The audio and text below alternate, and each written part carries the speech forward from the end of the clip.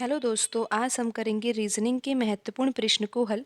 और दोस्तों, इन प्रश्नों के अभ्यास के माध्यम से आप अपनी किसी भी परीक्षा की तैयारी को बेहतर कर सकते हो। आइए दोस्तों, शुरू करते हैं आज का पहला प्रश्न।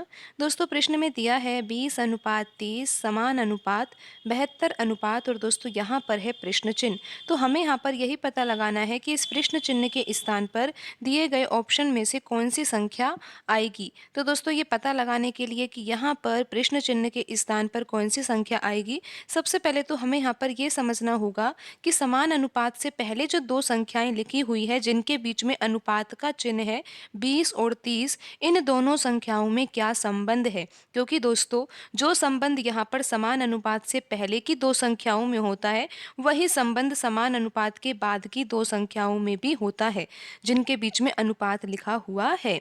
तो दोस्तों, सबसे पहले तो हम यहाँ पर यही समझेंगे ना कि 20 और 30 में क्या संबंध है, कौन सा पैटर्न लग रहा है इन संख्याओं के बीच में। तो दोस्तों, 20 को हम किस तरीके से लिख सकते हैं। दोस्तों, 4 का वर्ग करके अगर उसमें 4 जोड़ दिया जाए, दोस्तों 4 का वर्ग होता है 16, और 16 में 4 जोड़ने पर 20 को प्राप्त किया जा सकता है। तो दोस्तों, 30 को कैसे प्राप्त किया जा सकता है, 5 का वर्ग करके उसमें 5 जोड़ने पर। दोस्तों, 5 का वर्ग होता है 25, और 25 में 5 जोड़ने पर क्या आता है, 30 आता है। तो इसी वजह से यहाँ पर 30 लिखा हुआ है।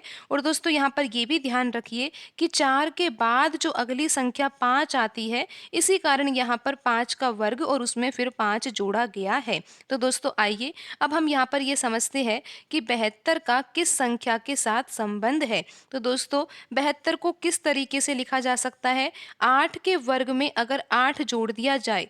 दोस्तों, 8 का वर्ग होता है 64, और 64 में 8 जोड़ने पर 72 को प्राप्त किया जा सकता है। तो दोस्तों, अब आप ये पता लगा सकते हो कि प्रश्न चिन्ह के स्थान पर कौन सी संख्या आएगी। दोस्तों, 8 के बाद आने वाली संख्या होती है 9, और 9 का वर्ग करके हमें उसमें 9 जोड़ना है।